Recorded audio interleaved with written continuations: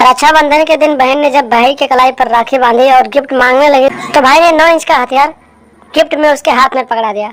नमस्कार दोस्तों, स्वागत है आप सभी का हमारे एएसएन क्राइम अफेयर चैनल में।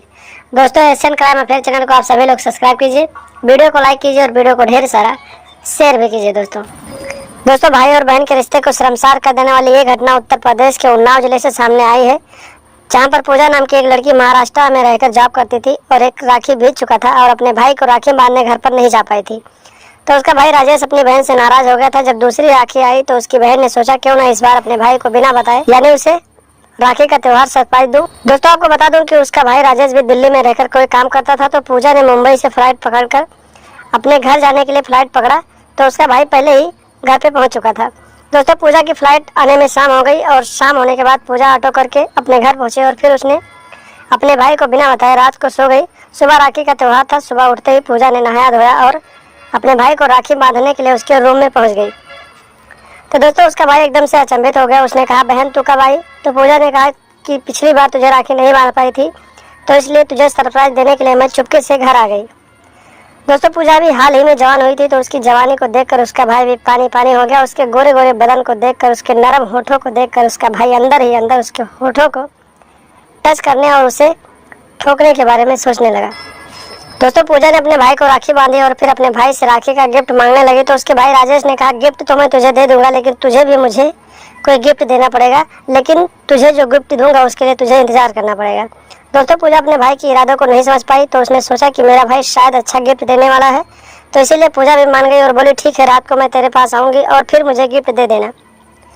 पूजा ने सोचा मेरा भाई शायद दिन में किसी मार्केट में जाएगा और कोई गिफ्ट लेकर आएगा तो रात को मुझे देगा, इसलिए रात का इंतजार करने लगी।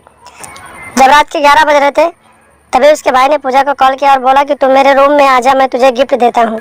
दोस्तों पूजा को क्या पता था कि उसका भाई उसे गिफ्ट देने के बहाने उसकी पिच पर बैटिंग करना चाहता है।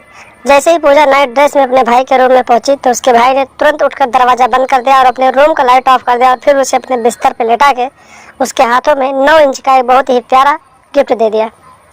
दोस्तों पूजा अपने भाई के इन हरकतों का विरोध करने लगी, लेकिन उसके भाई ने अपनी बहन की कोई भी बात नहीं मानी और उसके ऊपर रहम नहीं खाया और उसे बिस्तर पर लेटा कर उसके साथ एक्सर बासर करने लगा और उसकी पिच पर इतने सारे छक्के मारने लगा कि उसकी पिच एकदम से तहस नहस हो गई।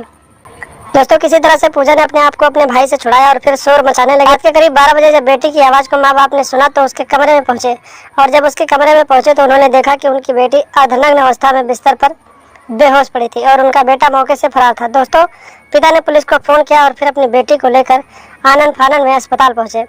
अस्पताल में इलाज चलने लगा। पुलिस अस्पताल में पहुंच गई और फिर पुलिस ने पूजा से पूछताछ करना शुरू कर दिया।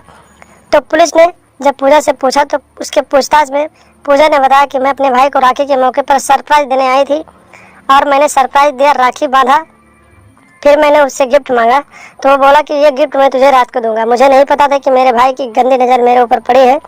मैं भी आधी रात को अपने भाई के कमरे में चली गई और फिर उसने मेरे साथ ये सारा हरकत कर दिया।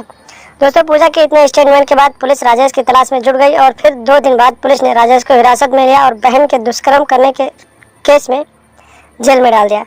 तो दोस्तों ऐसे लोगों से सावधान रहें, सतर्क रहें और लगातार हमारे साथ बने रहें। हमारे चैनल को सब्सक्राइब कर लें और हमेशा देखते रहें एएसएन क्राइम अफेयर।